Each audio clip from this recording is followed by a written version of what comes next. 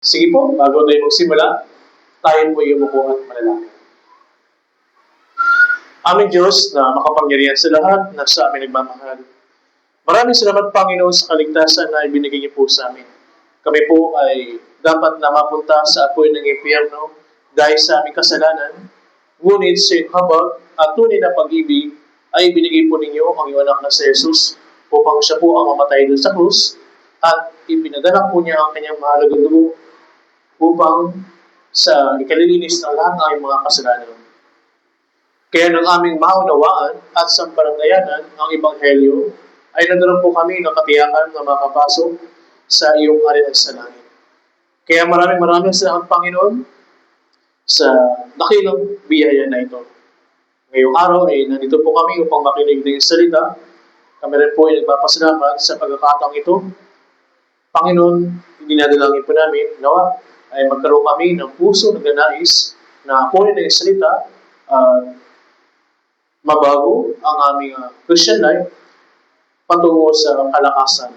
Dalangin na po namin na ang mga brothers and sisters na wala po ngayon, alam po namin kayo po ang tunay nakakaalam ng kanilang sitwasyon. Kaya pakausap po, muli po sila makabalik sa banal na pagtitipon. Kaya din po ang iyong tagapangaral, bigay po siya ng karunungan at salita mo lamang ang lumabas sa kanyang mahihing na bibig.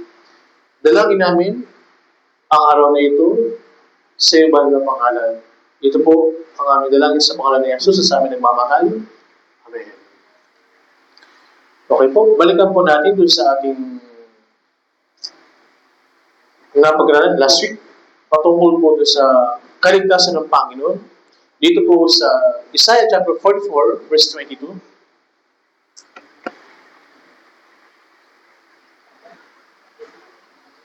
Konting review lang, 2 verse lamang po noong nakaraan. Dito po sa Isaiah chapter 44, verse 22. Isaiah chapter 44, verse 22. Basahin po natin. 3 to 1. 3 to 1. Aking pinawi na parang ulap ang mga pagsuway mo, at ang iyong mga kasalanan na gaya ng ambon, manumbalik ka sa akin, sapagkat ikaw ay... Okay po. Tayo po ay naligtas na, tama ba? Pinatawad na po ang lahat ng ating mga kasalanan sa pamagitan po ng dugo ng Panginoong Jesucristo. Pinawi niya na. Ibig sabihin, mag-aalala na po ba kayo sa inyong mga kasalanan na nagawa at gagawin pa lang? Hindi na. Bakit? Pinatawad na po. Walang hanggan. Ang sinasabi ko sa Hebrew chapter 9, verse 12, yung sigat versikulo sa atin ang mga ligtas na, sabi po doon, tingnan po natin sa Hebrew chapter 9, verse 12.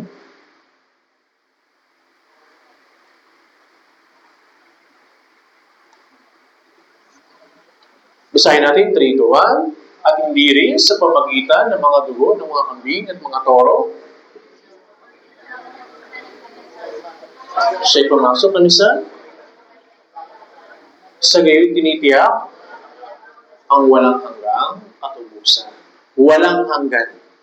Kaya kailanman hindi na tayo mag-aalala sa ating mga kasalanan. Pinatawad na. Ito yung kaligtasan. Tunay na kaligtasan. Ano ang ba ninyo? Dati, nalilito tayo. Ano ba ang tunay na kaligtasan? Paano ba ako magkakaroon ng kaligtasan? Sa pamagitan ng mga gawa? Hindi po. Sa pamagitan po ng biyaya ng Panginoon. Naroon po yun. Ako'y naligtas sa pamagitan ng biyaya ng Panginoon. Kaya nga, labis yung ating pagpapasalamat. Bilang pagpapasalamat, sabi doon sa unang verse natin, manumbalik ka sa akin. Ang sabi ng manumbalik ka sa akin, yung pananatili sa iglesia. Tama ba? Kaya mga bagong naligtas, nakadalupong yun, welcome po sa iglesia. Iglesia, meaning ito po yung simbahan. Simbahan ng mga pinabanal. Sa pamagitan po ng dugo. Yung mga ligtas na. Okay po? Church. Ito po yung church. Tayo. Ikaw po. Tayo na magkakasama. Kaya, yun, sabi ng Panginoon, welcome to the house of the Lord. Tama ba? Anyway, pero, ngayon po, pag-aaral po natin. Sa atin ng mga brothers and sisters, ano ba yung katangian? Ano ba yung katangian o mga pag-uugali ng mga na ipanganak na muli. Ano yung mga pag-uugali? May binigay yung Biblia. Yung mga tamang pag-uugali o attitude ng mga brothers and sisters. Tingnan po natin sa unang Pedro.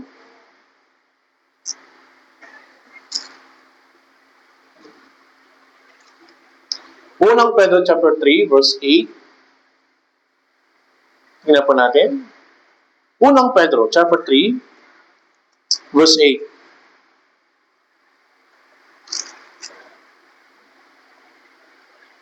Basahin po natin ng sabay-sabay sa unang Pedro chapter 3, verse 8, 3 to 1.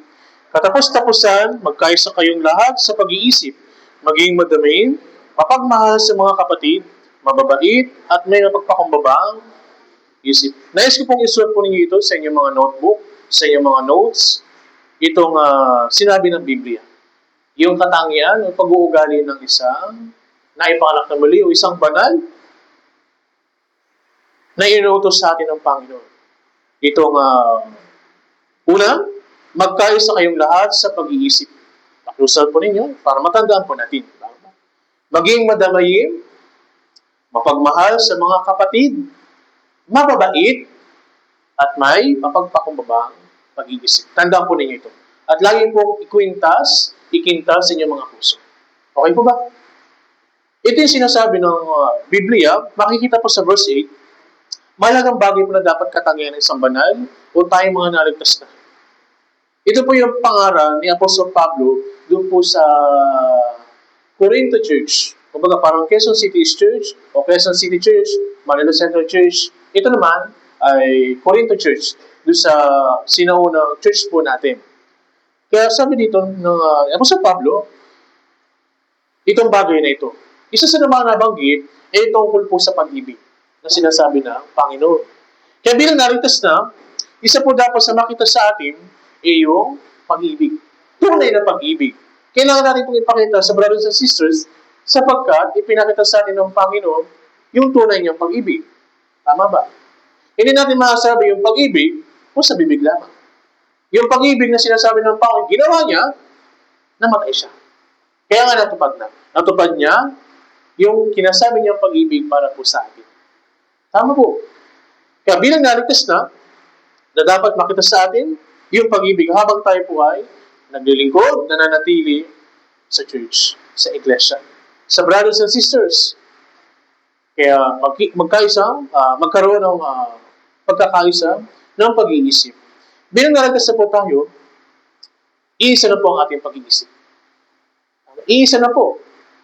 Iisa yung dapat nating taglayin, may isang pag-iisip. Sa pagkakaroon po ng pag-iisang isip, kinakailangan po natin ng isang tamang pananampalataya. Tunay na pananampalataya. Kasi mahirap po magkaroon ng tamang ng pagkakaisang kaisipan kung iba yung ating pananampalataya. Tama ba? Ganito sinasampalatayan ako, dito ako naligtas, kailangan kong gawa ng mabuti para maligtas. Hindi po. Para magkaroon tayo ng pag-iisang isip, kinakailangan muna magkaroon tayo ng pagkakaisang pananampalataya. At ito yung meron tayo. Tama. Nagkaroon tayo ng isang pananampalataya. Kaya Jesus, ano yung pananampalataya natin? Naniniwala, nananampalataya ako, na tinubos na ako ng Panginoong Jesus sa lahat ng aking mga kasalanan, magpakilanman. Ano nga po yung tinubos sa aking mga kasalanan? Past, present, at future. Kaya sabi ng Panginoon sa Isaiah, pinawin niya na. Kaya wala na rin dapat alalahanin pa. Okay po. Kaya nga, kung ang isang Kristiyano po, sa ating pag-itipon ay magkakaiba pa lamang sa pananampalataya. Hindi na po tayo magkakaroon ng ganito. Tingnan po natin sa Efeso, chapter 4,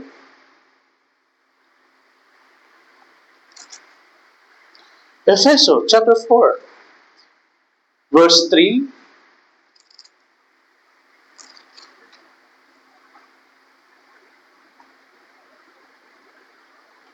basahin po natin sa Efeso chapter 4, verse 3 hanggang 6. 3 to 1. Na nagsisikap na mapanatili ang pagkakaisa ng Espiritu sa buklod ng kapayapaan. May isang katawan at isang Espiritu. Kung paano tinawag kayo sa isang pag-asa na pagkatawag sa inyo, isang Panginoon, isang pananampalataya, isang bautismo, isang Diyos at Ama sa lahat ng lahat, ang siyang nasa ibabaw ng lahat, at sumama sa lahat at nasa lahat. At sumasa lahat at nasa lahat. Kaya nga po, pinag-isa na po tayo, una siyempre ng dugo, ng banal na Espiritu. Isang katawan, isang Panginoon, isang bautismo. Pinag-isa na po tayo sa pamagitan ng kaligtasan. Okay po. Kaya huwag pa kumahiya. Ay, wala kasi akong kakilala doon eh. Ba't ako pupunta doon? Tama ba? Hindi po. Simula nung naligtas na po tayo, magkakakilala na po tayo. Okay po. Kaya isipin nyo lang po, matagal kayong hindi nagkita 10 taon galing ibang bansa. At ito na po yun, itong moment na to. Kaya, bakit nahihiya? Bakit? Minsan, karakter natin yun, nahihiya talaga tayo. Pero sa bagay na ito, ng pananampalataya, hindi na dapat tayo mahiya. Tama ba? Kaya nga, may nailan nagpapatotoo na brothers and sisters, mga bagong naligtas, grabe doon sa church yun, kakaiba. Binabati nila lahat-lahat. Binibigyan nila ng ganito. Napaka-approachable. Tama, bakit? Bakit po? Kasi isa na tayo. Tama ba? Kaya dahil sa bagay na ito, sa pagiging isa, nagkakaroon tayo ng, kasiyahan sa ating puso. Tama ba? Ito yung pagkakaisa. Hindi kagaya ng iba, di ba? Pupunta sa loob, lalabas. Pupunta sa loob, lalabas. Hindi ito ganito yung simbahan. Hindi ganito yung church. Hindi ganito yung church ng Panginoon. Yung Panginoon, nandito yung kagalakan palagi. Malinaw po ba? Kaya sa bagay na ito, pinagkaisa na po tayo. Don't be shy. Okay po? Feel at home. Okay po? Ikalawang Pedro, chapter 1, verse 1. Ikalawang Pedro, chapter 1.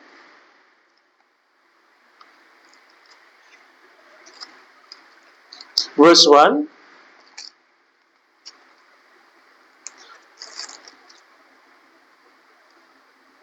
Basahin po natin. 3-1. Si Simon Pedro, alipin na apostol ni Heso Kristo, sa mga tumanggap na mahalagang pananampalataya na gaya sa amin sa pamagitan ng katuwiran ng ating Diyos at tagapagligtas ni Heso Kristo. Tama ba?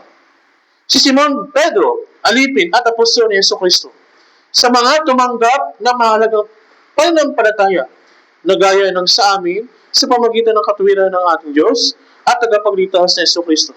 Tinanggap na po natin yung kaligtasan. Tinanggap na po natin yung pananampalataya. Kaya huwag yung pag-isipin, baka kasi ako eh. Tama ba? Pare-paras tayo ng pananampalataya. Kaya dahil dito sa isang pananampalataya, nakakabuo tayo, nakakabuild tayo. Baga sa mundo ng friendship. Ito yung sa atin naman, nagbibuild tayo ng friendship. Ng pakikisama. Okay po? Kaya bakit may mga friendship? Bakit may mga friendship? Para mabuo sa atin yung pagkakaisa ni Kristo. Nalaman po ninyo? Ito, di ba? Kaya naman, napakahalaga na yung bagay natin matutunan, yung pananampalataya. Kagaya dito, tumanggap tayo ng isang pananampalataya. Tingnan po natin. Unang Corinto chapter 1, verse 10.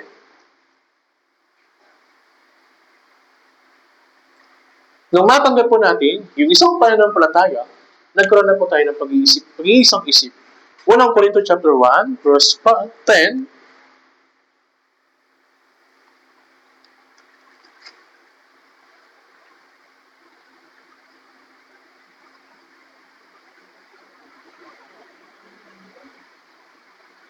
Basahin po natin.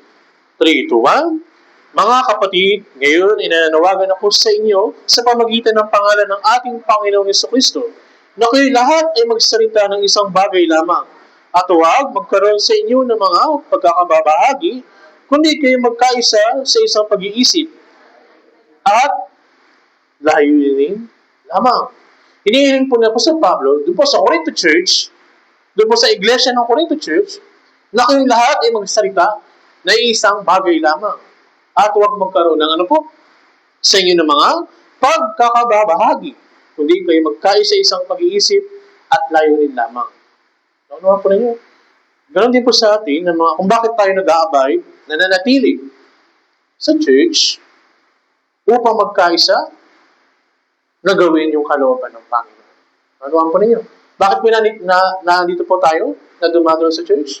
Isang bagay, yung magkaroon tayo ng pag-iisang isip na gawin yung kalooban ng Panginoon. Ano yung gawin yung kalooban ng Panginoon? Una, syempre, yung pananatili, ibigin yung brothers and sisters, gawin yung mga gawain para sa Panginoon. Magkaroon na kanan. Sama-sama tayo na nagkakaisa, na gawin yung banal na gawain ng Panginoon. Yung Grand Bible Seminar, yung pagliligtas sa likod ng kaluluwa, yung pag-follow up, pagsusundo, pagbigay ng pagkain, ng tubig. Bakit natin ginagawa ito? Sapagkat, nagkakaroon tayo ng pag-iisang isip. Ano pa ninyo? Kaya mahalaga po, yung ganitong bagay sa church. Yung pagkakaroon ng isang pag-iisip sa gawain ng Panginoon. Sa ito, huwag daw po, huwag magkaroon sa inyo ng mga pagkakabahagi. Huwag po. Dito ako, diyan ka. Hindi po. Sa lahat ng bagay, meron dapat pagkakaisa. One mind. Okay po? Lahat may pagkakaisa. Yan sa pagkakaisa, itinatakwil po natin dito yung ating sariling kaisipan. Ano yung sariling kaisipan? Sariling idea. Ano yun? Yung pagmamataas. Tama ba? Ano yung halimbawa? Example ng halimbawa. Sa pagluluto. Ano yung dapat nating alisin dito? Yung ating pagmamataas. Well, yung isa, gumagamit ng ginisa mix. Yung isa, gumagamit ng magic sarap. Anong susundin nyo? Ang gusto ng isa, gusto ko magic sarap eh. Ang gusto ko naman, ginisa mix. Ay, ako nga, York cubes eh. Tama ba? Anong ibig sabihin ng alisin natin yung sariling kaisipan? Para magkaroon ng pag-iisang isip, ganun ba? Sige, subukan natin yung gusto mo. Itinatapon natin yung sariling kaisipan para mabuo sa atin yung pag-iisang isip. Inalis natin yung ating pagmamataas. Inalis natin yung, sabi siya, masarap yung luto kapag may magic sarap eh. Inalis po natin yun. Tama ba? Sabi siya, dapat itong gawin. Hindi po. Sa bagay na ito, pag-iisang isip, hindi lang basta pagkakaroon ng pag-iisang isip. Kinakailangan gawin yung how. Paano natin gagawin yung pag-iisang isip? Alisin po natin yung pagmamataas. Tama ba? Kagaya sa mga yung pag-ibig ng isang nanay, palagi nilang sinasalang-alang yung kanilang mga anak. At itinatabi nila at tinitiis sila yung isang bagay para mabigyan ng kinabukasan na maayos yung kailang anak. Tama ba? Ganito yung pagkakaisang isip sa isang pamilya. Bakit hindi natin gawin? Sa church. Na sinasabi ng Biblia. Kahit na magaling, kung sa isang pagtitipon, meron mang magaling na leader, magaling na tagapagturo, hindi pa natin magagawa yung pagkakaisa at hindi natin magagawa yung ating goal. Kahit na may magaling na tagapagturo, hindi natin makakamit yung pagkakaisa sa mga brothers and sisters. Ang pagkakaisa po, ay nagsisimula po ito sa kaligtasan at isang pag-asa. Nanuhan po ninyo? Kailangan mabuild muna sa atin. Magkaroon muna tayong tamang pananampalataya. Okay po. Pero kung sa isang church, may mga bagay na ito magagaling, pero kung walang tamang pananampalataya, magulo yung church. Tama po ba? Pero meron na tayo isang pananampalataya, nagkakaroon na tayo ng pagkakaisa. Kaya nga, kung meron tayong itong mga bagay na ito, kailangan na lang natin itong enhance o ibayuhin o i-work out sa bawat member. I-apply. Naunawaan po ninyo. Sabi dito sa verse 1, unang Korinto, chapter 1, verse 10,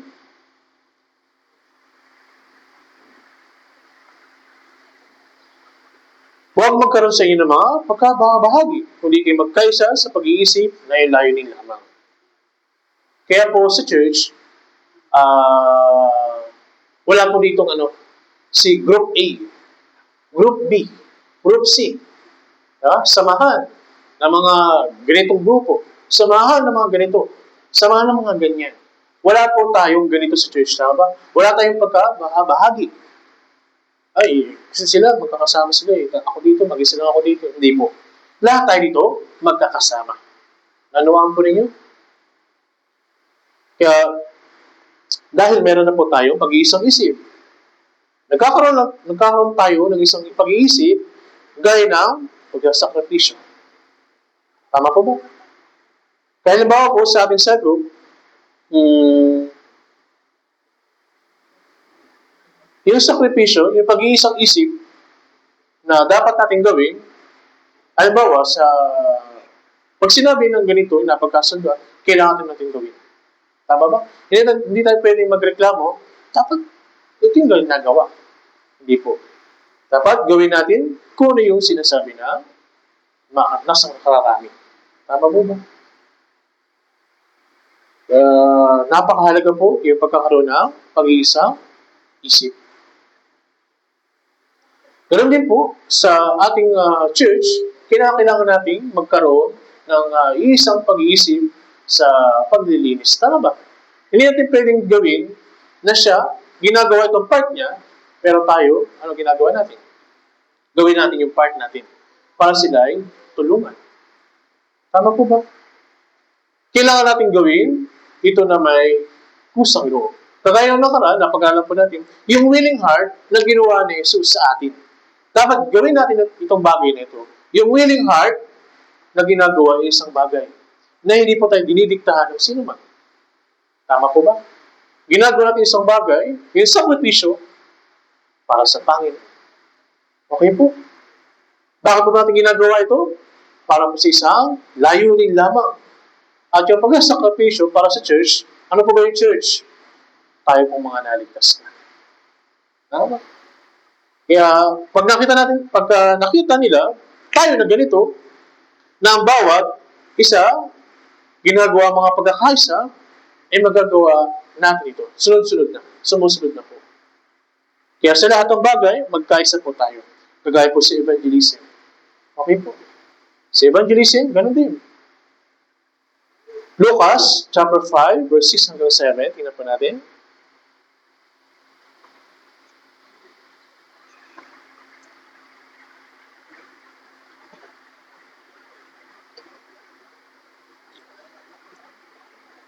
Lucas, chapter 5,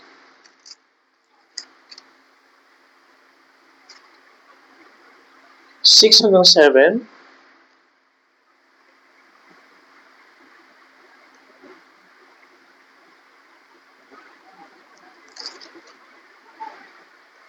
Basahin po natin. 3, 2, 1. Nang magawa nila ito, nakahuli sila ng napakaraming isda at halos masira ang kanilang mga lamba. Kaya ginawa nila ang mga kasamahan nilang nasa ibang bangka upang lumapit at tulungan sila. Sila lumapit at pinalo ng isda ang dalawang bangka. Ano pa sila'y nagpasimulang tama po, lumabog. Halimbawa po, yung sa pagkakaisang isip sa pamagitan po ng evangelism. Kung mag-isa ka lamang po, hindi mo to kaya. Yung Panginoon, sa kwento po na ito, yung Panginoon, inutusan si Simon, Pedro na mangisda. Tama ba? Kagaya na naituro ko na po ito sa inyo last time.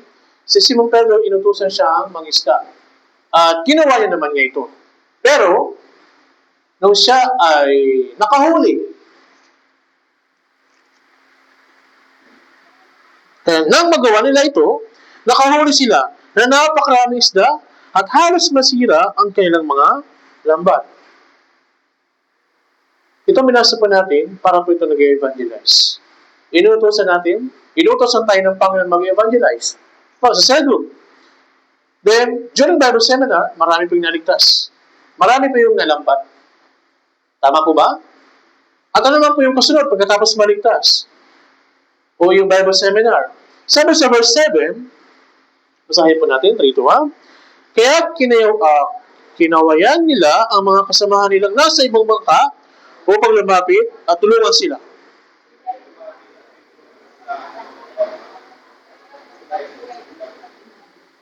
Sabi, ano po yung kinawayan? Tinawag po yung ibang cell group. Nakuha pa rin yun. Tinawag yung ibang cell group, tinawag yung ibang kasamahan.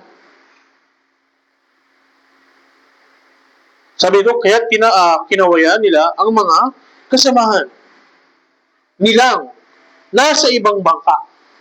Okay po? Kumbaga, parehas po silang namamangka. Parehas po silang nangingisda.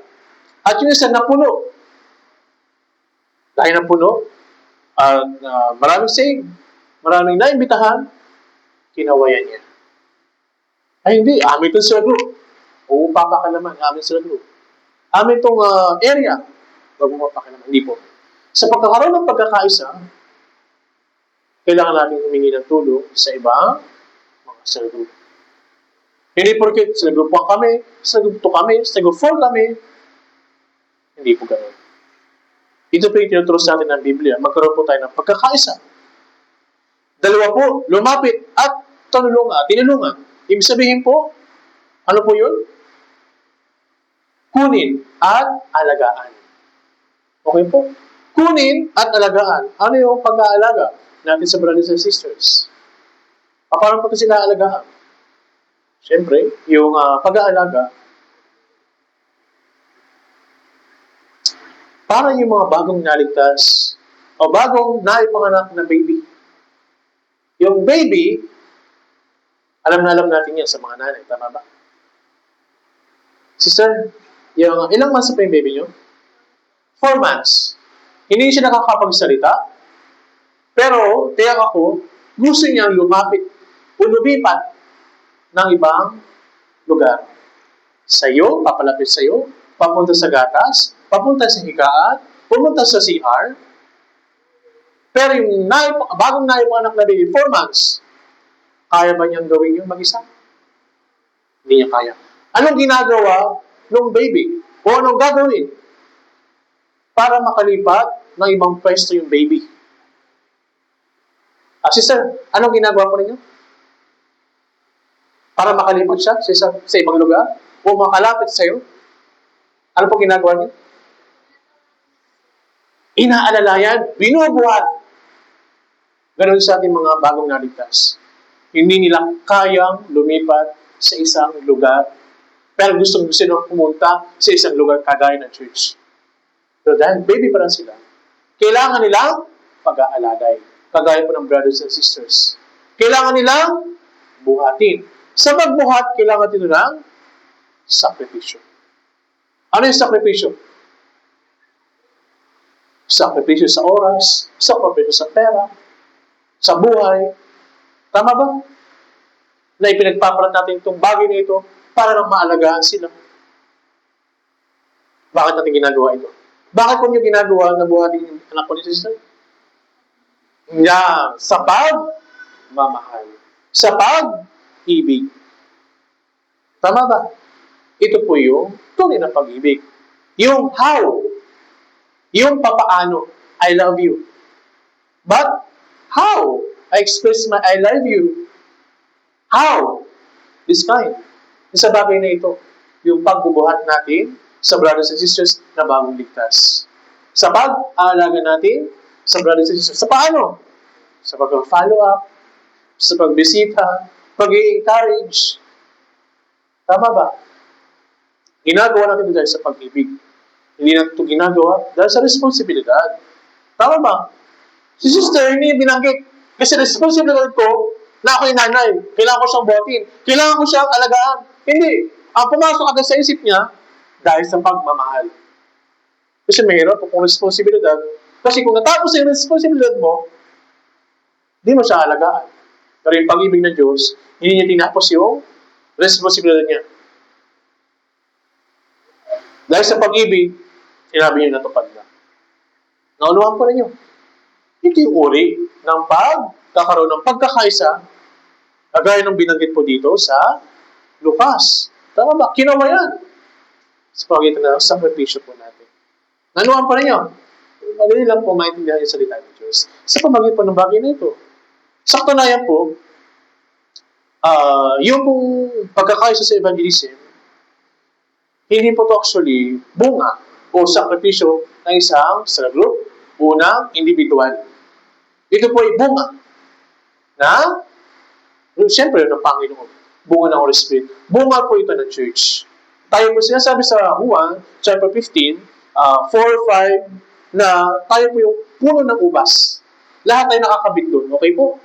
Then, bunga mo lang ba siya? Ako kasi nag-evangelize dyan. Ako nagbigay ng flyers dyan. Hindi po ganun. Bunga po ito ng church. Bunga ito ng Panginoon. Kaya ano dapat natin gawin?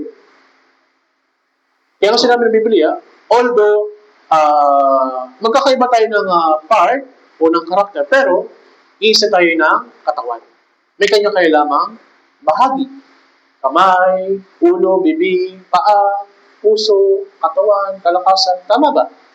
Sinasabi ng Biblia, ito po yung bunga ng church. Ano po yung church? Tayong lahat. Okay po? Kaya nga, bakit ang karakter sa verse 7? Siya lumapit at pinuno ng isda ang dalawang bangka. Dahil dito, hindi lamang nakinabang yung isang bangka doon sa Lucas. Kundi, pati yung pangalawang bangka, napuno sila. Ay napuno? Napuno ng biyaya ng Panginoon. Tama po. Ito yung pagkakaisa. Hindi lamang ako kasi inutusan ng Panginoon na mangisda. Hindi, di ba? Ibinahagi niya. Share niya doon sa kabilang bangka. Hindi niya pinabayaan yung kabilang bangka. Ano hindi pinabayaan? Hindi niya pinabayaan ng hina. Hindi niya pinabayaan ng hina yung kanyang Christian life. Okay po. Kaya yung Bible seminar, pinuno ng isda ang dalawang bangka. Ito po yung panatili po sa church, yung mga new receive po natin.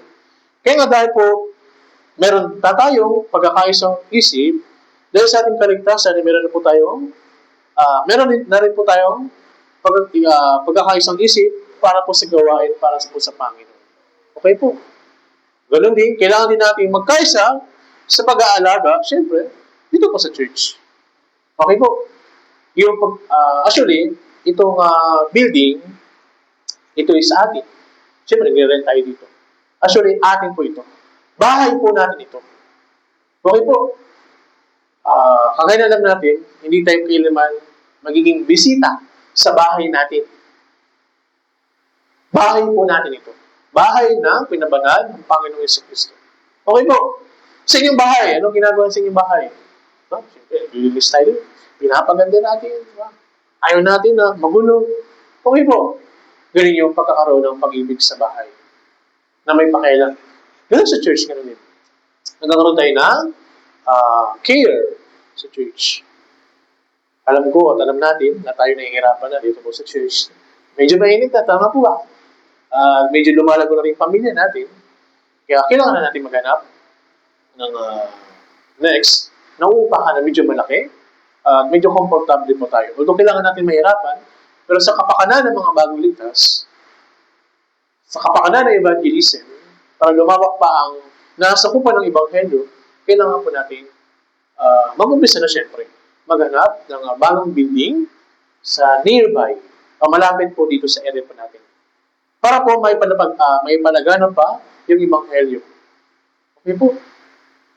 Kaya napakahalaga po na ipag-aalaga po natin sa church building. Anong kulang?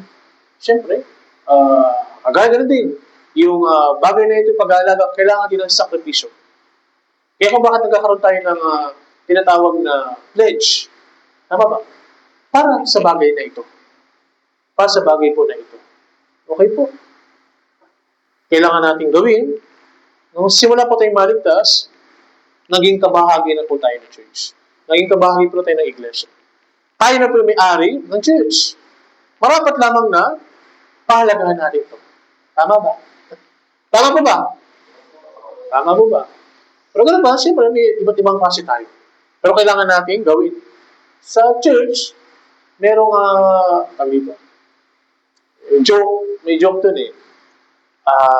Sobrang mahihain, parang hindi makabasag, tingkan. Tama ba? Hindi rin makahugas, tingkan. Tama ba? So, ganun yun sa church. Kailangan natin gawin ng sama-sama. Paglilinis. Tama po ba? Pagaya nito. Ito yung pamilya. Okay po. Kaya napakalaga yung, siyempre, nasa ating puso yung kagalakan na ginagawa ito. Tama po ba? Bakit tayo nagkakaroon ng kagalakan? Dahil sa biyaya ng Panginoon, naligtas tayo. Sa biyaya ng Panginoon. Kagaya nung last Friday, sabi doon, ngayon na ako isusukli. Kasi hindi ito, ulitin ko, hindi po dito punto, hindi po dito pinag-uusapan, hindi ko naman kasi gusto na naligtas ako ng Panginoon, hindi po. Actually, ari ng Panginoon, binigay yung pag-ibig ng Panginoon, walang kapalit. Pero bilang ganti, yung appreciation, yung pagpapasalamat, what? Ano ang susukli sa Panginoon? Ikaw ba yung sapat lamang sa iyo tumanggap ng biyaya ng Panginoon? Hindi po. Sa pamagitan po ng bagay na ito, pinapahintulutan po tayo ng Panginoon na magkaroon ng biyaya, ng gantimpala sa langit. Ito yung pangako ng Diyos sa atin. Yung gantimpala ng Diyos. Kaya marapat lamang po na magkaroon tayo ng pag-iisang isip sa pamagitan ng pag-aalaga sa church. Okay po. Hindi ka mawawala ng gantimpala. Ano mang gawin natin para sa Panginoon. Kahit pulutin mo ninyo, yung isang candy ng balat, hindi ka mawawala ng gantimpala sa Panginoon. Pagbibigay ng malinis sa tubig sa mga brothers and sisters, sa simpleng good morning, sa simpleng kamusta ka brother, kamusta ka sister, hindi ka pumawala ng gantimpala sa langit na sinasabi ng Panginoon. Simple na. Sa simpleng hi nga may naliligtas. Tama ba? Ito yung biyaya ng Panginoon. Kailangan natin gawin sa simpleng bagay. Small, hisimula sa maliit. Yung malaki, hisimula ito sa maliit. Naluhan po ninyo? Sige po, dako tayo sa ikalawa. Ano yung ikalawa natin? Yung attitude o asal ng mananampalataya. Ano yung pangalawa? Balikan natin sa ating main verse. Balikan po natin. Unang Pedro, chapter 3, verse 8. So, medyo madami yung topic, pero tingnan po natin kung matapos. Kung hindi matapos, may part 2 po. Dito po sa unang Pedro chapter 3, verse 8, basahin po natin, 3 to 1. Katapos-tapusan, magkaisa kayong lahat sa pag-iisip, maging madamayin, mapagmahal sa mga kapatid, mababait, at may magpakumbabang pag-iisip. Ano yung pangalawa? Magkaisa, maging madamayin. Sa English version po, ito po ay having compassion for one another. Sa pagkakaunawa po ninyo, ano po yung madamayin? Ano po yung madamayin? Dinadamayan ka sa lahat ng problema. Yung mga friendship, mga sis, ano ba? Nadamayan kita sa iyong problema. Ano ba yung totoong meaning ng pagdamay? Ano po ba? Ito po yung pakikipag-part. Okay po? Naandun ka sa part ng kahirapan niya. Ito po yung pagiging madamayin. Okay po? Pakikibahagi doon po sa pagdurusa. Sino po ang tao na gumagawa nitong bagay na ito? Siyempre, yung ating Panginoong Hesus. Tama ba? Nakibahagi po siya sa pagdurusa para po sa atin. Ano yung nakibahagi? Pumunta siya mismo. Saan po? Sa mundo na ito para iligtas po tayong mga makasalanan. Nakibahagi siya sa kahirapan natin. Siya po yung nagdusa sa halip na ako. Tama ba? Para sa ating mga kasalanan. Kung si Jesus po ay pumunta dito sa mundo lupa para sa atin, ganoon din po dapat yung ating gagawin. Para po sa mga brothers and sisters. Tama po. Minsan, hindi pa natin alam yung pinagdadaanan ng ilang brothers and sisters. Tama po ba? Kung si Jesus po Kung si Jesus nga po, si Jesus nga nakiramay sa atin, lahat ng kapigatian, marapat din po na tayo din po sa mga kapatiran. Kaya nga po, kung magkakaroon po tayo ng chance, na ano po, natabihan. Tama po ba? Tabihan sila sa upuan. Tabihan po natin. Tama po ba? I-guide po natin. Kaya nga may tinatawag na tent o guider. Ano po ba yung ginagawa natin? O tent, nag-guide. So, kailangan pating gawin ito. Yung mga newly saved man, tabihan natin. Yung mga brothers and sisters at mga matatagal na brothers and sisters, kailangan natin silang kamustahin. Sa pagkakataon naman po na kailangan natin silang bisitahin, huwag po tayo mag-anilangan na sumama para po sila i-encourage. Kasi yung pagpunta po natin at pagsama po natin sa visitation o sa pag-follow up, ito ay nakakatulong din po hindi lamang sa kanila. Nakakatulong din po ito sa atin. Nakakapag-boost po ito ng ating Christian life. Nakakapag-boost po ito ng nanghihina nating Christian life. Naunawa po ninyo? Pero kung hindi po natin gagawin ito, ano ka pa rin sa salitang nanghihina kasi ako. Naunawa po ninyo? Pasensya na. Pero, hindi ka makapagpatuloy kung hindi ka magpapadyak sa bisikleta. Ano yun? Pangingibahagi, pangipagdamay, sabi ng Biblia. Maging madamayin. Dali na po ba? Kaya, hindi mo pwedeng sabihin, kaya mo yan, fighting! Fighting, brother! Fighting, sister! Although, may konting porsyento na pwede siyang ma-encourage. Pero hindi lubusan na ma-encourage siya. Kasi hindi mo lubos maunawaan kung wala ka sa kanyang sitwasyon. Nanuwang po rin yun. Kaya napakahalaga na yung pagkikibahagi, yung pangipagdamay natin sa brothers and sisters. Hindi ko po sinasabi na pinagayama ko po. Pero binabahi ko lang po yung na-experience ko. Nung nasave po ako, mula hanggang ngayon, siguro dalawa pa lang yung nabigyan ko ng Bible. Yung lumang Bible ko, naibigyan ko sa newcomer. Bigyan ko siya ng Bible. Ginawa ko yun, kasi ako mismo, naka-receive din na Bible. Yung nauna kong naman na Bible na ginagamit, wala na ngayon, kasi sobrang luma na, noong 2014 yung binigay sa akin, wasak-wasak na. Tapos bumili ako ng maliit, ng malaki, binigay ko sa mga receive. Bakit ko ginagawa yun? Kasi nakatanggap ako. Nakikiramay ako sa kanila. Pagbibigay ng Bible, tabihan, pangangamusta. Tama ba? Alam mo yung sitwasyon nila. Ito po yung pakikidamay. Pagdamay. Maging madamayin. Dahil sila po, makakakuha ng kalakasan kapag naramdaman po nila sa atin na meron tayong pakialam sa kanila. O dinadamayan po natin sila. Ano po ba yung mabuting pagdamay? Ito po yung samahan sila sa kailang kahirapan.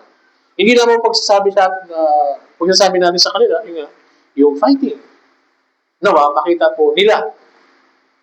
Maramdaman po nila yung ating pagdamay sa pamagitan po ng ating sakripisyo sa kanila. Okay po. Palaging pagbisita, palaging i-message. Sa kapanahonan man o hindi. Kaya nga, ngayong araw, meron ba kayong chinat? Personal? Good morning, brother. Kamusta ka po? See you po on Sunday. Nakailan po kayo message na ganito? Wala? Sanayin po natin itong bagay na ito. Good morning, sister. Kamusta ka po? Ay, mga mothers group natin. Mga fathers group natin. Kamusta ka si brother? Wala siya ngayon. Ngayon po ba, may nahanap po ba kayo? May naabangan po ba kayo na kapatid? Sana dumalo siya. So, sana, andito siya. Tama ba? Kaya mahalaga yung ganitong bagay, yung ganitong practice. Ay ba naman yung 3 segundo na, good morning po sister. Sister to sister. Good morning po sister, see you. Kumpara doon sa magdamag kang scroll, di ba? Minsan kasi, ganun din sa group chat. Group chat. Group chat. Hindi ito sin chat. Tama ba? Hindi ito heart chat. Ito ay group chat. Response. Tama ba? Kaya nga, yung group chat dito po ay ginawa para dito po makapag-usap, emergency, ano mo ba? Mag-response po tayo. O prayer po sister, prayer po brother. Tama po ba? Kaya mahalaga po, gawin po natin yung part po natin. Tayo po, ulitin po, magkakaisa na po tayo sa church. Kailangan po rin gawin yung isang bagay na magpapalakas sa ating Christian life sa pamamagitan po ng mga bagay na simpleng bagay na ito. Bakit po dinidetail? Kasi sa part na ito, nakakalimutan natin. Tama mo ba? Paano po natin gagawin isang malaking bagay kung yung simpleng part, hindi natin magawa? Tama mali?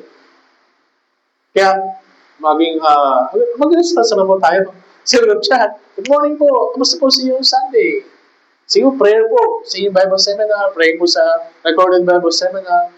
Sa iyo po, mag-chat po tayo sa brothers and sisters. Kamusta po? Good morning. See you po Sunday. See you po Wednesday. Tama po. Okay po. Okay po ba? Sige po. Itingnan ko po next week, ha? Kung talaga nag-response po kayo. Yun po yun, di ba? Hindi siya mabigat, tama ba? Hindi siya mabigat.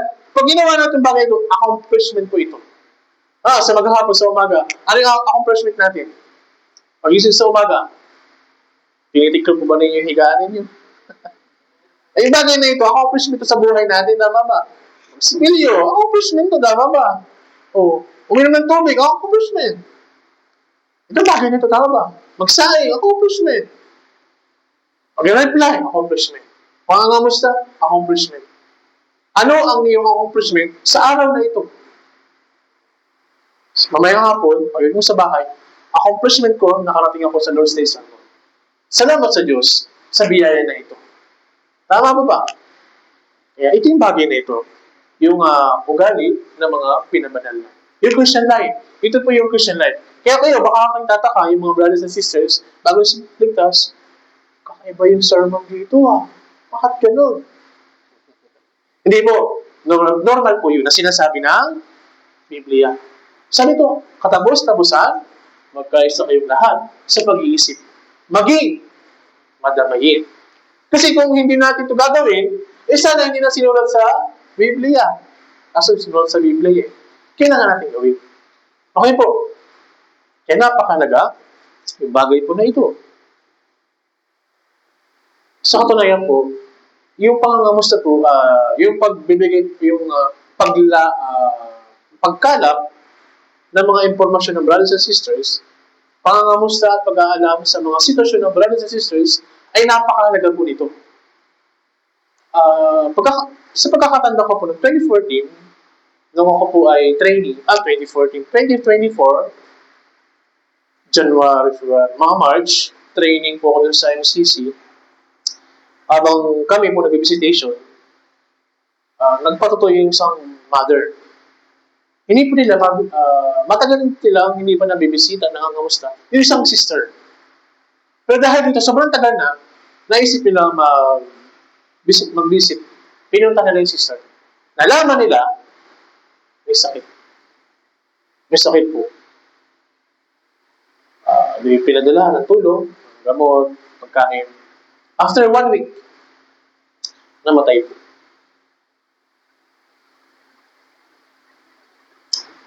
Nakakalungkot kasi, nalungkot yung sister na yun, yung mother na yun.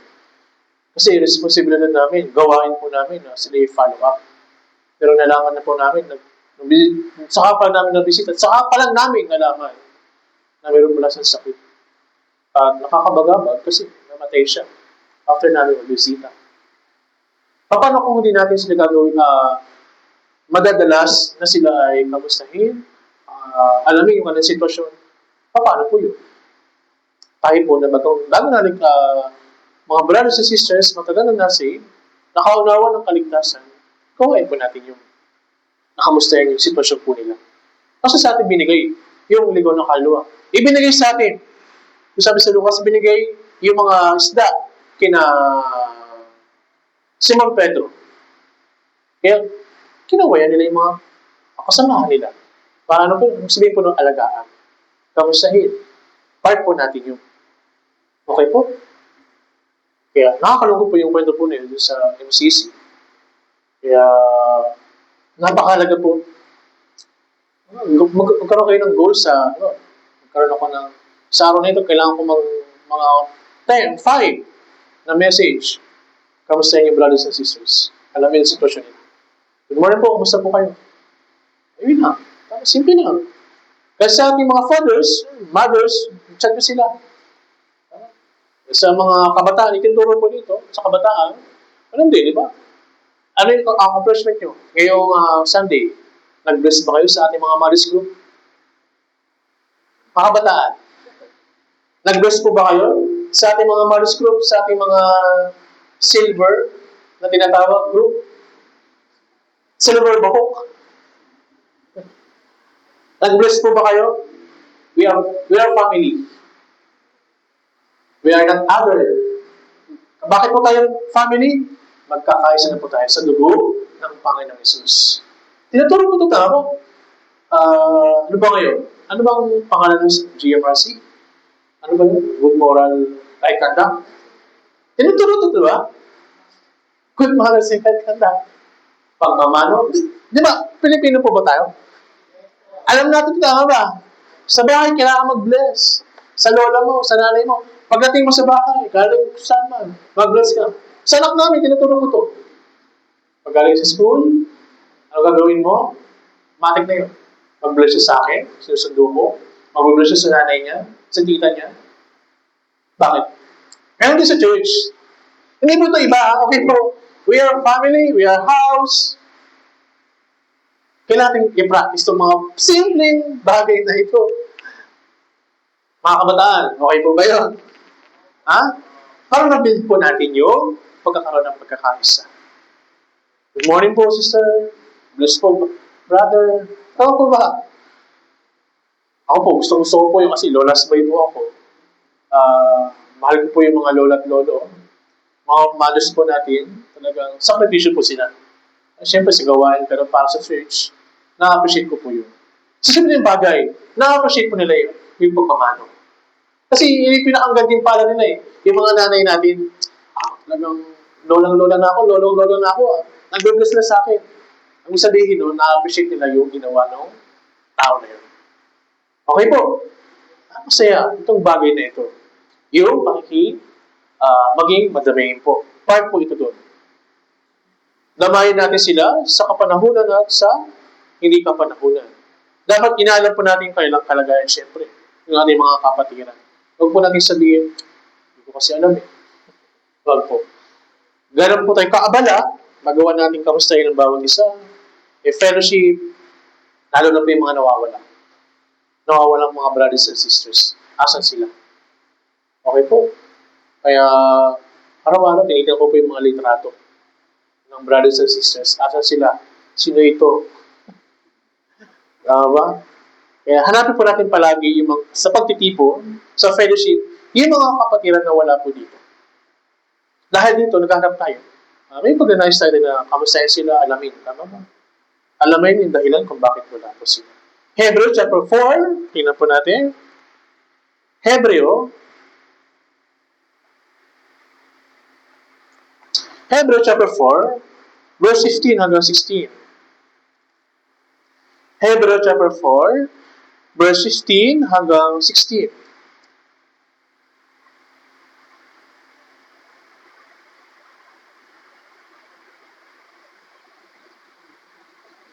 Usahin po natin, 3 to 1. Sapagkat tayo mayroong isang pinakapunong pari na marunong makiramay sa ating mga kahinaan. Isa sa tinukso sa lahat ng mga paraan, gaya rin naman natin. Gayon din may walang kasalanan. Kaya lumapit tayo may katapangan sa tronos ng biyaya upang tayo tumanggap ng awa at makatagpo ng biyaya na makakatulong sa panahon ng pangangailangan. Kagaya po dito, ang Panginoon po Jesus, marunong siyang makiramay sa ating kahirapan, kahinaan. Kaya nga, pumunta po siya sa lupa na ito, sa mundo na ito, para maranasan po yung hirap. Unang pa lamang, siya na ipanganak sa usapan. Walang tumanggap sa kanya. Siya yung pinakamababa sa lahat. Ano yung pinakamababa sa lahat? Trabaho niya. Sa panahon na yun, pinakamababa yung karpentero. Ginawa niya yun. Tama? Hindi siya kagandahang lalaki. Bakit? Para maramdaman, maunawaan niya yung kalagayan ng brothers and sisters. Kaya huwag niyo mong isipin, bakit po naranasan yung hirap sa buhay ng Kristiyano, buhay po ninyo, pamumuhay dito sa mundo na ito, hindi dahil para pahirapan po kayo. Para maunawaan po natin yung kalagayan ng ibang brothers and sisters. Tama po ba? Bakit po ba kayo naging mahirap? Bakit ako naging mahirap? Bakit ako walang nanay, tatay? Bakit wala yung family ko? Bibli ko ba yung Panginoon, yung Diyos? Bakit ganito yung buhay ko? Hindi.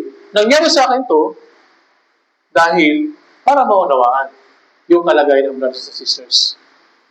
Bakit hindi ako kumakain ng bata ko? Isang beses sa maghapon. Dahil ba? Napakahirap ng buhay namin? Hindi po. Para maunawaan yung kalagayan ng brothers and sisters ngayon. Kasi kung ako mismo, mayaman, hindi ko maunawaan. Hindi ko madadamayan yung brothers and sisters. Okay po. Kaya, huwag po kayo mag-alala. Nangyari yan dahil yung pagkalooban ng Panginoon. Okay po. Para magawa natin madamayan yung iba. Pero hindi po sa ating mga naligtas, kailangan natin silang tulungan yung mga bagong naligtas, yung mga brothers and sisters nang hihina spiritual sa bagay po na ito. Magkaroon ng pakialam kapag meron silang kahirapan.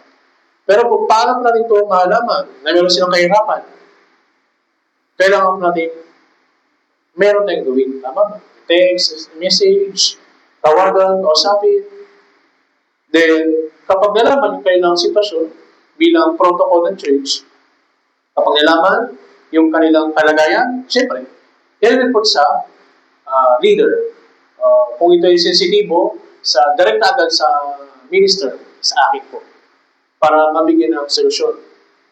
Hindi natin pwedeng sabihin o pag-usapan, ganito si sister, may kahirapan siya. Hindi pa natin pwedeng i-direct na ito sa mga brothers and sisters. Nanuwang po ninyo. Kasi may part doon na pwede sila mahusgahan. Kaya kailangan natin sa order, kailangan natin i-report sa ating leader. Nanuwang po ninyo. Tingnan po natin sa unang Korinto, chapter 12. Bakit po natin ginagawa yung ganung bagay? Na hindi natin pwedeng sabihin yung mga nalaman natin sa ibang brothers and sisters. Huwag natin sabihin sa iba yung nalaman natin na pinag-uusapan yung kailang pribadong buhay o personal na problema. Bakit kailangan ipag-ibigay lang sa minister? Unang Korinto, chapter 12.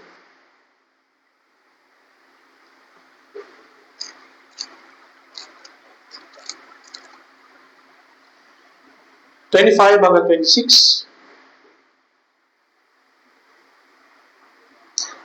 Tingnan po natin at basahin, 3 to 1. Upang huwag magkaroon ng pagkakagulo sa katawan, kundi ang mga bahagi ay magkaroon ng magkatulad na malasakit sa isa't isa.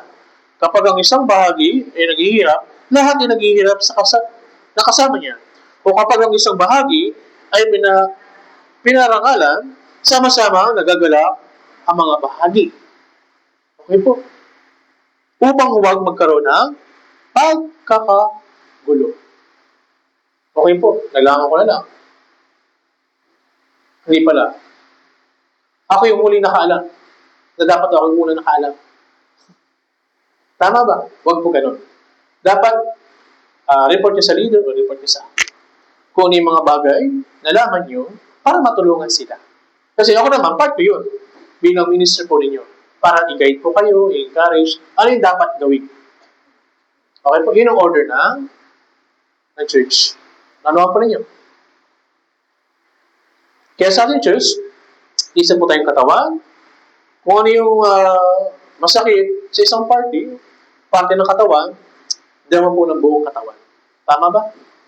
Kaya yung hiniliit po natin, kung masakit po ito na hiwa, buong katawan na apektado. Kung masakit yung ngipin mo, buong katawan nakahiga ka, masakit. Tama po ba? Kaya nga po, magawa natin silang gamaya sa lahat ng bagay sa pamagitan po ng pagmamalasakit po.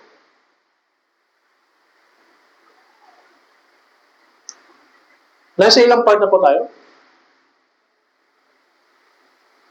Halo pa lang. Tingnan po natin sa Galatia, chapter 6. Galatia po, chapter 6, verse 2 at 5.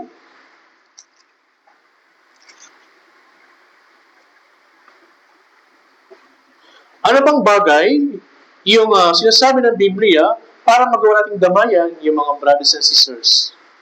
Basahin natin sa 2 at yung 5, 3, 2, 1. Dalhin ninyo ang mga pasanin ng isa't isa. Sa gayon ay matutupad ninyo ang kautusan ni Kristo. 5. Sapagkat ang bawat tao ay dapat magdala ng kanyang sariling pasan. Sa verse 2, dalhin ninyo ang mga pasanin ng isa't isa. At sa gayon ay matutupad ninyo ang kautusan ni Kristo. Dalhin po natin yung pasanin ng isa't isa sa pamagitan ng mga bagay po na ito.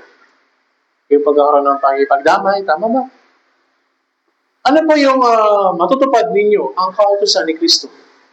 Juan chapter 13, verse 34.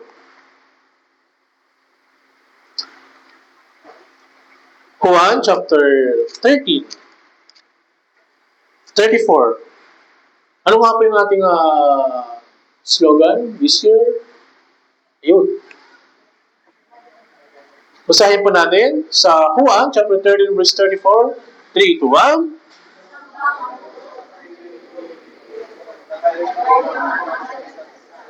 Kung paano minahal ko kayo, magmahalan din kayo sa isa't isa. Yes, love one another. But how? Papaano natin ibigin ang bawat isa? Ito yung question, ha? Magaling sa rin sabihin, ibigin natin ang bawat isa. Ito na, sige, tara. Paano? Paano?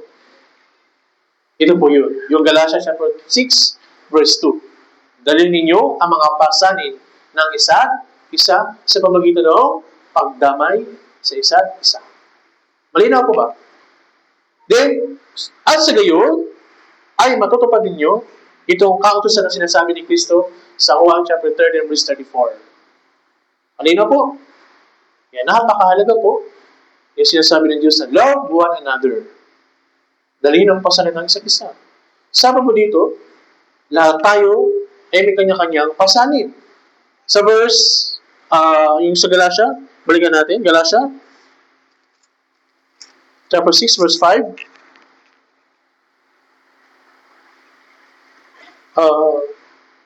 Galatia chapter 6,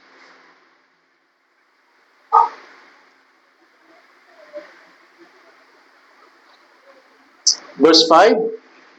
Sapagkat ang bawat tao ay dapat magdala ng kanya-kanyang sariling pasan. Sabi nito, kanya-kanyang pasanin. Sa ating pong mga young adult, working group, na may trabaho sa bahay, pamilya, sa mga nag-aaral, may kanya-kanya silang kahirapan sa school. Tama ba? Sa kanya-kanyang lugar. Pero sabi dito, kailangan nating tulungan ang pasanin ng bawat brothers and sisters. May mga problema na hindi kayang lutasin ng isang tao lang. Kaya kailangan nating tulungan ng mga brothers and sisters. Nanuhan po ninyo. Sa parang paraan, sa pamagitan ng pakikipag-fellowship. Not only word of fellowship. Healthy fellowship. Ano yung healthy fellowship? Ano ba? Noong nakaraan, pinag-away doon. Suntukan. Alam mo yung basketball, nadala ito sa libro. Alam mo ba, sa school namin ganito, alam ba, ano rank ka na? Rank 7. Ano? Yung games ko, lumalago. Hindi po. Yung healthy fellowship, paano po natin may encourage yung brothers and sisters? Paano sila nabibigyan ng salita ng Diyos? Ito po sa mga kabataan, although, ito yung gagawin. Actually, gawin din dapat ng mga mas may edad, mas matanda kaysa sa mga kabataan. Sa kabataan, sinasabi doon na yung fellowship, pag-usapan natin syempre, yung sermon. Pagkatapos ng sermon, ano ang nag-uusapan natin? Syempre, yung ano yung na-meditate natin ng sermon. Alam mo ba, ganito yung naunawaan ko sa salita ng Diyos. Ito pala ako. Ito pala dapat kong gawin. Kailangan kong gawin. Kaya next week, isi-check ko yung sarili ko kung na-improve ba. Ito yung fellowship. Tama o tama. Ito yung sinabi ng sermon. Ganun din sa atin, ng brothers and sisters. Kapag nag-fellowship tayo, syempre, pag-usapan natin yung salita ng Diyos, paano tayo lalakas, may courage. Tama ba? Paano tayo mag-pray, lalo sa church. Then pwede na pag-usapan. Yung patungkol sa buhay, ano ba pinagdaanan mo, ano ba ulam ninyo. Bagay. Pero magkaroon tayo ng healthy fellowship para magkaroon ng healthy family. Nanaman po ninyo? Isang nagdag pa, yung mga brothers and sisters na nakaranas ng kahirapan, meron po silang kakayanan, may kakayanan po silang gumamay sa iba. Nanaman po ninyo? Minsan, mas magagawa mong madamayan ng isang tao kung naranasan po yung naranasan po niya. Nanaman po ninyo? Ulo sa ating pinaparanas ng Diyos, iba't ibang klaseng kahirapan po, hindi po dahil great po yung Diyos. Ito ay para po matuto po tayo, para madamayan po natin brothers and sisters. Kaya nga po sa ating mga brothers and sisters, na nakakaranas sa bagay na ito, huwag po tayong panghinaan. Kaya kung sa atin, yung nakaranas ng kahirapan, at nakapagtagumpayan, yung mga itong bagay, yung kahirapan, mas magagawa po natin ma-comfort yung ibang brothers and sisters. Alam mo, sister, alam mo, brother, although hindi ko masabi makakaya mo itong napagdaanan ko, pero ito yung ginawa. Ito yung ginawa ko para mapagtagumpayan yung Christian life ko. Ito yung ginawa ko, talagang masigasig talaga ako na dumagalo ng church kahit na napakahirap na dumalo. May time na gusto ko nang sumuko talaga. Pero dahil sa biyaya ng Panginoon, nandito ako. Na hindi ko masabi malakas ako, pero yung Panginoon nagpapalakas sa akin. Kaya hindi ko alam kung ito magiging applicable sa iyong Christian life, pero ito yung naranasan ko. Na huwag kang susuko. Kahit gaano kahirap yung buhay ng Kristiyano. Tama ba? Then maunawaan niya. Oo nga, hindi lang pala ako nag-iisa na ganitong kahirapan. Meron pala akong karamay. Naunawaan niya, tama ba? First, sorry to say, ganito example. Magagawa bang ma-comfort nung may anak, yung walang anak? Hindi, di ba? Mako-comfort niya yung kino-comfort niya kung gano'n din siya. Nanuwan po ninyo? Ay, ito kayo. Iba kasi yung pakaramdam kapag nasa gano'ng sitwasyon ka na. Kaya dapat nating magawa, ma-comfort, madamayan sa ganitong bagay. Example lang po yun, okay po? Sa ganitong bagay, mas magagawa natin ma-comfort yung ibang brothers and sisters. Nanuwan po ninyo? Kaya kung malaman po natin yung kanyang kalagayan, maaari na pong, siyempre, maunang magpatotoo. Yung kagaya sinabi ko sa inyo kanina, na paano yung ginawa mo para mawala po ito, malagpasan yung problema sa Christian life. Kaya napakahalaga po yung sharing. Bakit may testimony? Walang tatawagin ako. Ayaw testimony. Hindi po. Tanda mo natin, we are family. Okay na yan. Okay po. Hindi para husgahan po kayo dito, para po kayo itulungan. Okay po. Maging open po kayo. Maging open book kumbaga. Pero siyempre, pag personal, siyempre sabihin sa minister. Pero siyempre, yung hindi talyado, hindi na kailangan. Pag-pray nyo lang, pag-pray nyo po ako, brothers and sisters, sa kung ito yung nararanasan ko, tulungan niyo po ako na malagpasan po ito. Ano next na? Siyempre, magpapa-counseling. Okay? Magpa-counseling, ano yung dapat gawin? Tandaan mo lang siya, sabi ng Biblia sa kawikaan, huwag kayong manalig sa sariling kaisipan. Okay po? Magtiwala tayo sa Panginoon. Sabi doon, Panginoon, unang Pedro chapter 5 verse 7, ilagak ninyo sa Kanya ang lahat ninyo kabalisahan. Sapagkat siya'y nagmamalasakit sa inyo. Tingnan po natin, unang Pedro chapter 5 verse 7.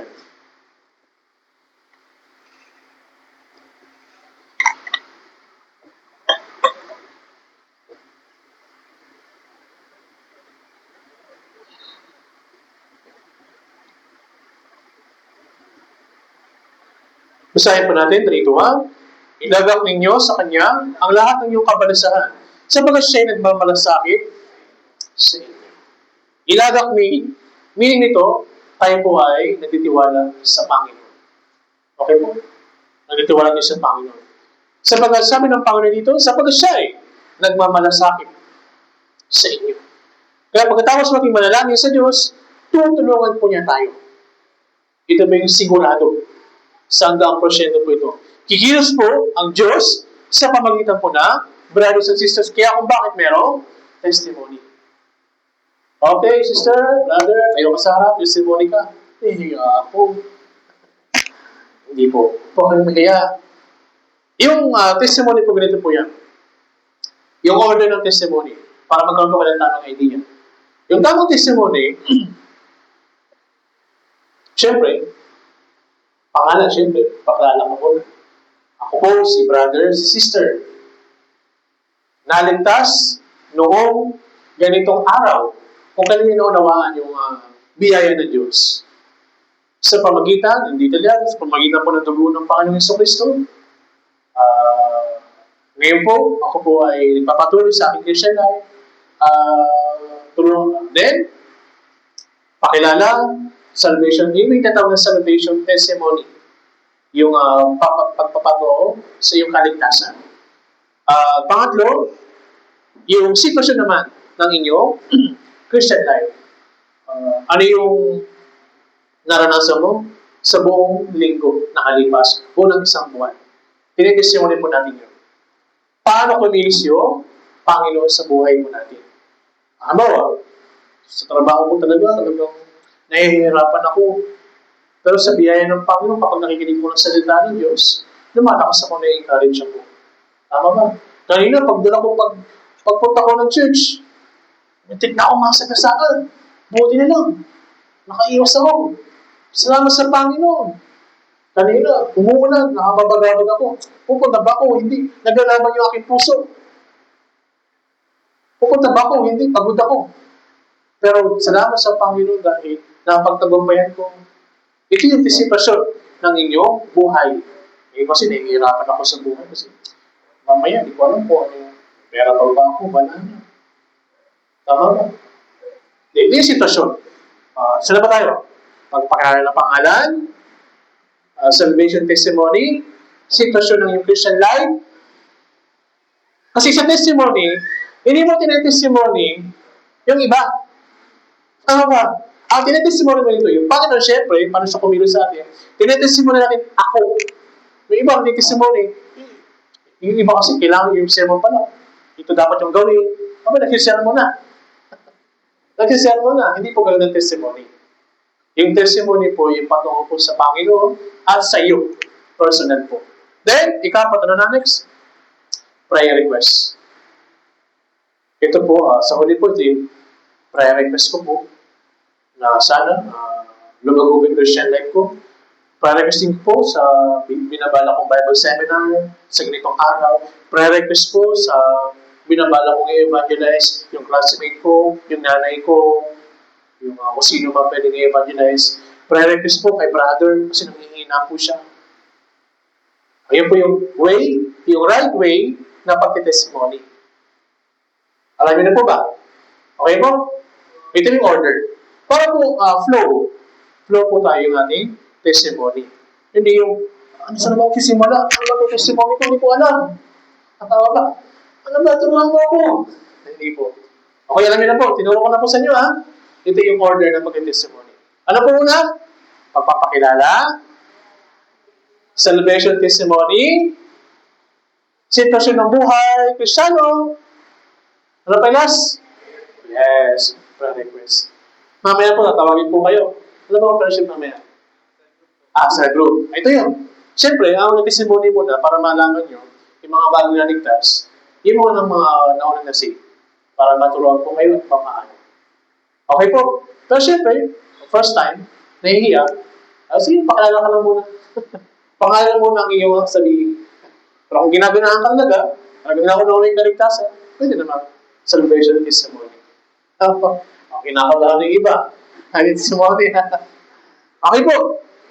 Balikan po natin sa ating main verse sa 1 Pedro po.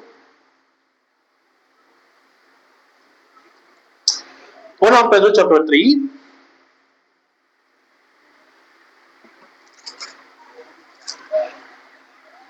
Verse 8. Verse 3. 8. 3, 2, 1.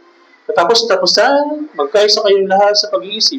Maging madamayin, mapagmamahal sa mga kapatid, mababait, at may mapagpakumbabang pag-iisip. Nasa pang ilan po tayo? Natapos tayo ngayon? 2. Yung magkaisa kayong lahat sa pag-iisip. Maging madamayin. Sa susunod, may pagkakataon, ibabahay ko po yung tatlo pang natira. Yung magmahal sa mga kapatid, mababait, at may magpakumbabang pag-iisip. Okay po. Nawa, sa bagay na ito ay natuto po tayo, na-refresh po tayo sa simpleng bagay. Okay po? Kasi yung simpleng bagay na yun, nakakalimutan natin. Okay po? Kaya, naibahagi po ngayon ng salita ng Diyos para mapaalalahanan tayo at at the same time, ma-encourage po tayo ngayong araw. Okay po? Maraming salamat po. Tayo po at manalangin. Aming Diyos na makapangyarihan sa lahat na sa amin nagmamahal, maraming salamat, Panginoon, sa iyong kaligtasan. Sa pamagitan po ng dugo ng Panginoon Hesus, ay nagkaroon po kami ng tunay na biyaya. Ngayon pong araw ay nagkaroon po kami ng sama-sama nakikinig at natuto sa iyong salita. Panginoon, hindi lang po nawa na ito po ay napakinggan namin, kundi makita po sa aming pamumuhay bilang anak, Panginoon. Dalangin po namin sa mga bagong naligtas, Panginoon, alagayin po sila, ingatan, at panatilihin dito po sa mananap iglesia. Maraming salamat po sa mga lahat ng biyaya. Ito po ang aming dalangin sa makapangyarihang Panginoong Hesus na sa amin nagmamahal. Amen. Salamat po.